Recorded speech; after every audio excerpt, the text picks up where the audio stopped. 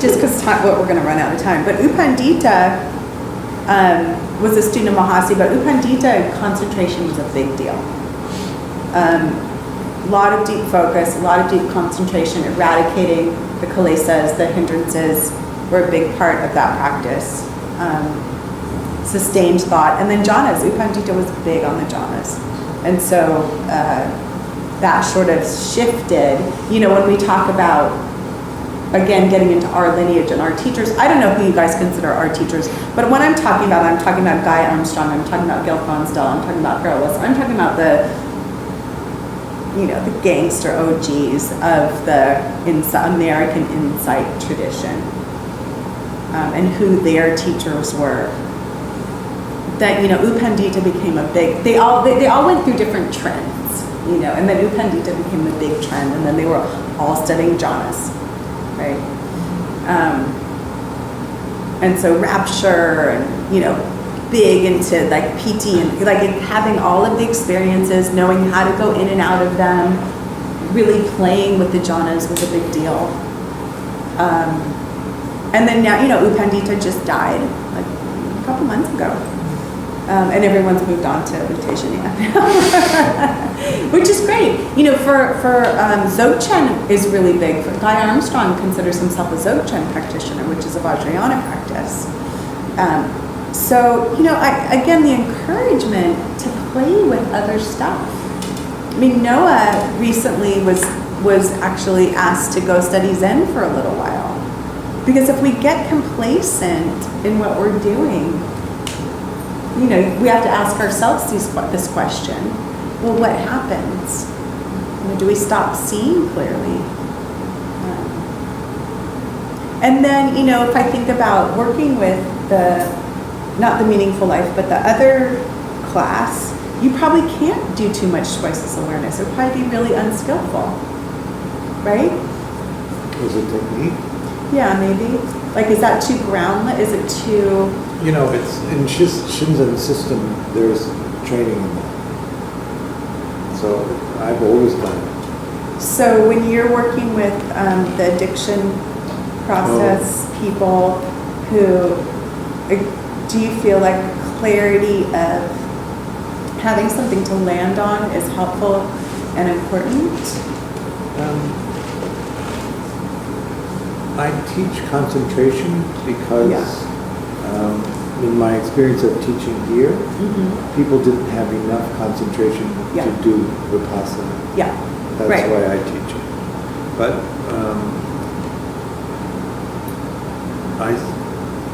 I haven't actually recently been doing a lot of do nothing, but I would often do a heavy period of noting and then back out into a short period of just choiceless awareness to let go. Yeah, and I feel the same. When I have minds, when I'm working with minds that are very sort of hard to hold and need something to hold them, it's definitely concentration. It's definitely. So let's do a little Mahasi practice, Mahasi Sayadaw, of the noting, and really paying attention. I wish I had brought, you don't have his book or pamphlet or anything. Because every tiny little thing. So even when you notice that the in-breath is going to happen, paying attention to the intention to inhale, right? And so it's like not missing any link in the chain of dependent origination. Just paying attention to each tipping point into the next activity or action or whatever we want to call it, moment. Pay close attention to it. Okay? Joanna, do you want to have a copy? Oh, you do? Oh, cool. Okay. I just have it. I just have Totally normal, Phil. The rest of you aren't carrying it around. The pocket. It's an app. Okay, this isn't good. It's a bread. That's beautiful. That's a beautiful book. Okay, so Thanks to the Hershey Family Foundation. Hershey? good color. Yeah. That's why the cover is the color it It's is. brown. That's why it's as deluxe as it is. That's beautiful. All right. Yes. Okay, so again, this will just be 10 minutes. But we're gonna, yeah, so we're gonna do a Mahasi style, which would be noting literally of everything. So if you're noting feeling tone, if you're noting intention, if you're noting the in-breath, if you're noting any kind of movement in your body, if you're noting swallowing, noting, hearing, all the typical things, but then also putting in there the links in between, which is noting the intention to inhale, noting the intention to exhale, noting the intention to swallow before the swallowing actually happens, if you can. So it's a little bit crazy maybe, I think. Yeah. Isn't this is something they clarified on the retreat? Yeah. I hadn't really thought that much about. Yeah. And it's very much like pick a focus range and we go out from there. You don't get to pick where you go. No. It just wherever you land, Yes. just know wherever that is, and that's it. Yeah, the Like, thing you can though, hang out with swallowing for a while. No. You just no, but what you would need to notice is when you change where you were, is noting that you've shifted to a different place, if you can. I mean, we're talking like getting super minute with our awareness. So when you leave with the swallowing, noting intention to leave and where you're going next. Nah. Try that one, yeah. So you're really paying attention to the end of a thought, the end of an activity, and then watching the beginning, the arising, and you're really watching the arising and the passing, and seeing if you can follow completely through arising and passing. But it's choiceless. You're not. It's choiceless. Right. But are you still paying attention? Or did the next arising just happen without your awareness? Which usually happens. Yes, it will. Right, and we very rarely see the ending. We very rarely see the passing. We see the middle a lot. we stay here for 6-ish days. But this is what Mahasi Sayadaw was pointing to. That we can, this is why you sit for 16 hours a day. Yeah. Okay. Not you, apparently. Not me. No. Sounds fun to me.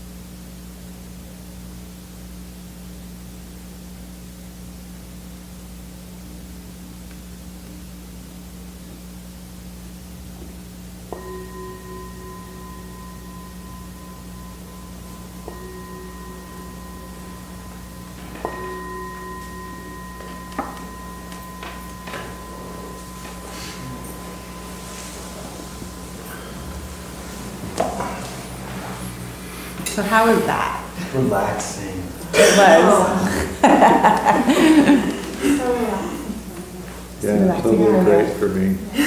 Cool. Frantic. That's just Huh? how I do. Frantic. Huh? That's just how I do. That's how you do. Yeah. Yeah, so that's good to hear, right? Like who it was and wasn't for is important to know. It's hard for me. So can you tell me more about? Me? Yeah. Well, interestingly, like, I totally see the way the two styles are different, but I also see the ways they're similar. Like, there's still an experience of kind of floating. I'm still experiencing awareness, but I'm just kind of That's in my landing, mind. even if the landing is on an intention. So there's an experience of like kind of one fluid experience happening that's very reliable. So are you actually noting, or you're just aware that I it's am something's happening? noting. Uh-huh. But I guess I would say I'm noting pretty with a light hold. Mhm, So mhm. I'm not gripping to the arising that's happening, just sort of landing and noting. Mhm. But there's still a sense of observation that feels pretty fluid. So, I mean, I didn't feel uncomfortable in the other practice. I liked it quite a bit. Yeah. But I could feel a sense of similarity. Because it is still Vipassana. It is still, yeah. Breathing and swallowing just seemed like a full-time job. Yeah, yeah. So, because when Mahasi's talking about it, it also isn't a distinction between sitting practice. So right now, just as you're sitting and watching, and you decide to shift your body, right? We, me too, decide to shift our body. Are we paying attention to that moment when the intention is there? So that's what Mahasi Sayadaw was pointing to, is like to constantly be noting everything. Okay, well, that's Yeah. Found to be so challenging is the noting. Okay, so this is happening now, but the transitions were what The was hard, and then transitions. it became so. Well, for me, almost frantic, like trying to do that. It's like then I felt like I disengaged, and unlike Julia's experience, the noting kind of stopped, and then it's like, yeah, I'm just kind of going along, but I lost track of the time because it was sort of too frantic in a way. I was noting and labeling continuously. It seemed totally fine. I was just gonna say in response to that, for me, that's been a matter of practice in this practice, is that at first it felt like catching up and like there's so much happening, how could I possibly do that? And I think part of what feels so easeful to me about it is like, it feels like my awareness has, like I've learned to let it do its thing more over time and learn to stay aware of that. So now that like darting and landing feels so peaceful. Like it's, it reminds me to be in equanimity, to really be allowing that. So that's happening, but the important part is, are you noting? Are you Yeah, calling it I'm something? labeling. Okay, so you're saying intention to arising, Yes. happening, passing. Okay, because that's the important piece. We can be aware of everything, but are we noting it? Yes, I'm Okay. Wait, and in this practice, we want to be noting? We it or want not? to be noting. In this case, you're referring to noting and labeling as one thing. Yeah. It's the words are used interchangeably, apparently. That's also different to me They're not. About this, and in the book, as Mahasi explained it, because I just heard noted practice kind of from Goldstein, and it always, to me, it's breathing, thinking, or whatever. Yeah. And that I could do, but it's the beginning intention and part. ending stuff all around it, where it becomes so big. But it's good to hear the practice. It's doable.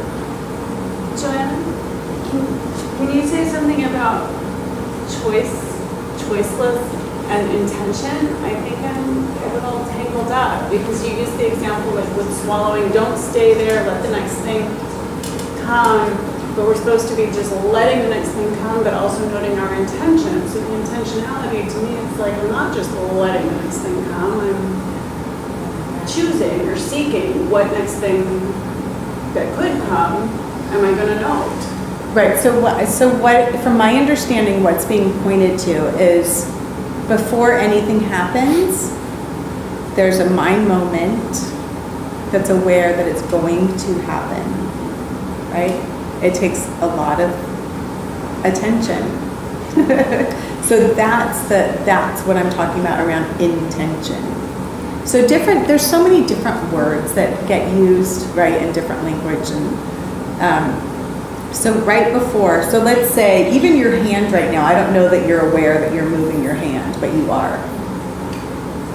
And so that it's not totally involuntary, right? There's an intention that happens before it that is telling the nervous system that you want to move your hand. So somewhere there is a choice being made, even though it may feel also. So choiceless awareness isn't my term. I didn't make it up. Another semantics thing. Right. So it's like tracking choice, it's like tracking our memory that's, what do you call it, memory, George, the one?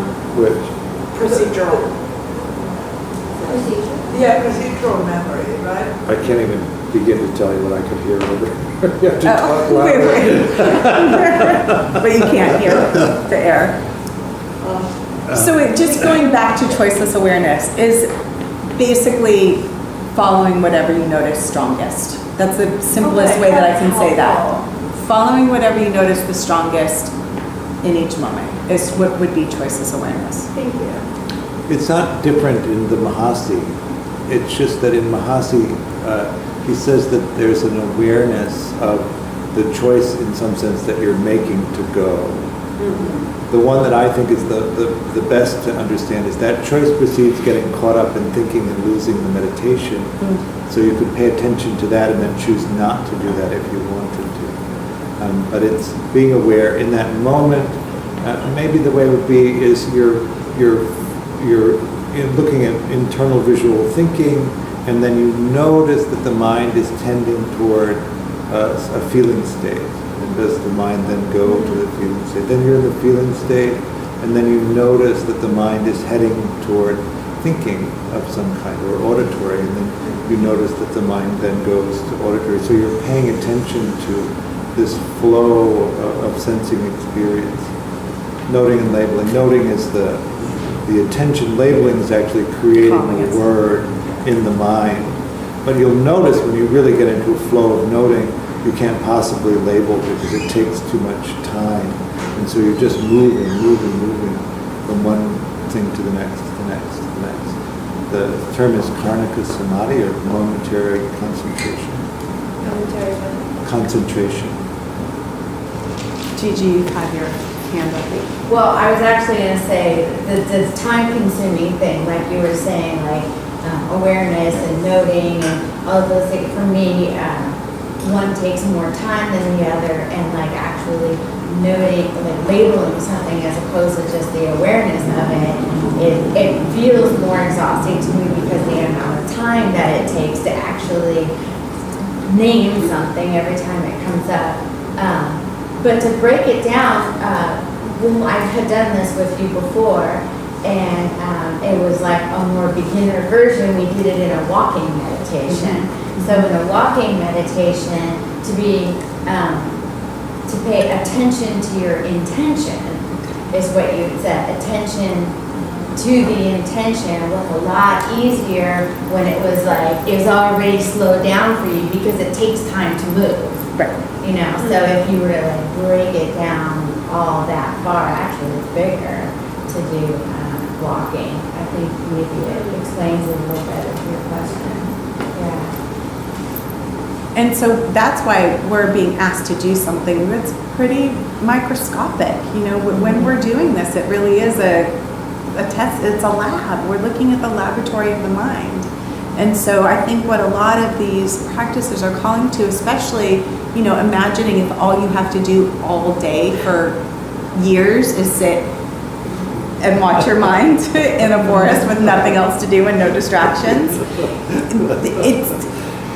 There's time, let's do that. There's tons of time to note and label and watch beginning and watch end, and you know, it becomes a very, but we're throwing it into 10 minutes in LA, you know, so but that's what we're doing when we're practicing. But incidentally, that's what I asked you to do for 90 minutes, right? Yeah, right. And we get better and better and better and better at it. Go ahead. You have to take you to a Shinzen retreat.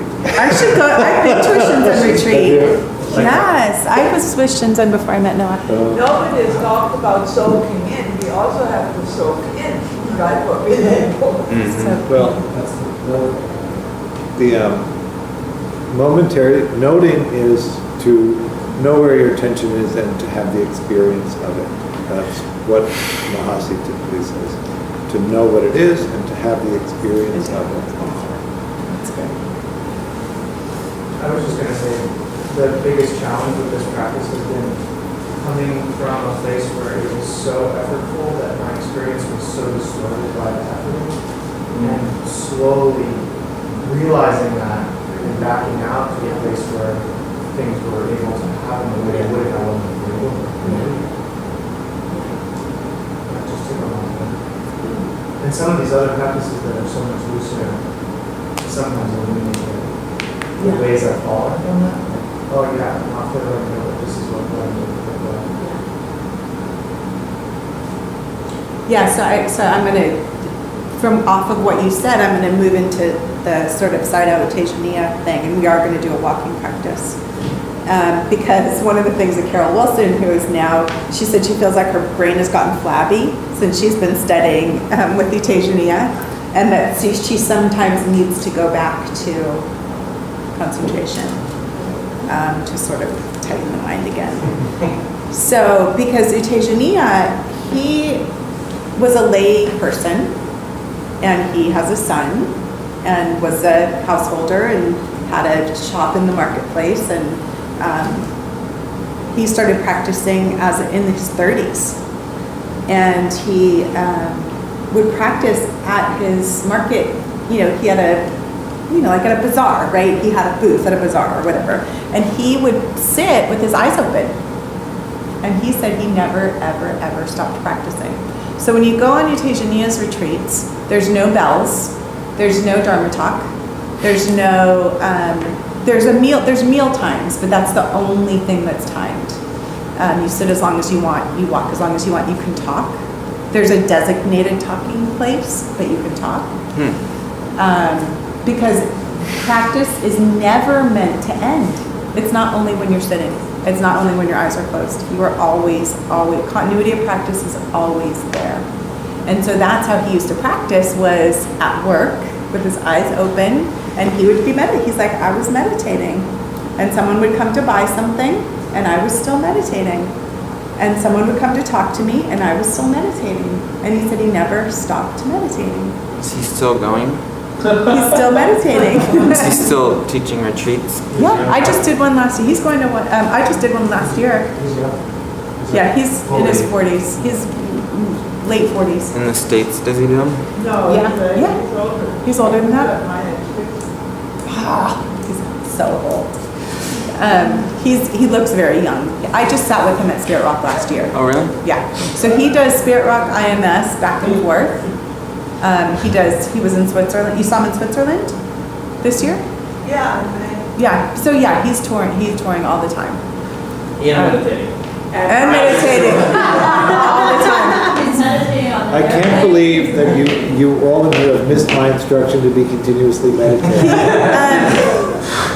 Right. Well, no, when is that not ever true? But it's when is that not ever true, right? I would. But I think the distinction is, just really quickly, is that we do close our eyes and have a bell. So that gives a sudden distinction, whereas his retreats don't do that. Right. So he's not making a distinction. not making a between distinction. Formal practice and practice. That's right. I was just excited that you get to talk. I was just excited that I'm here to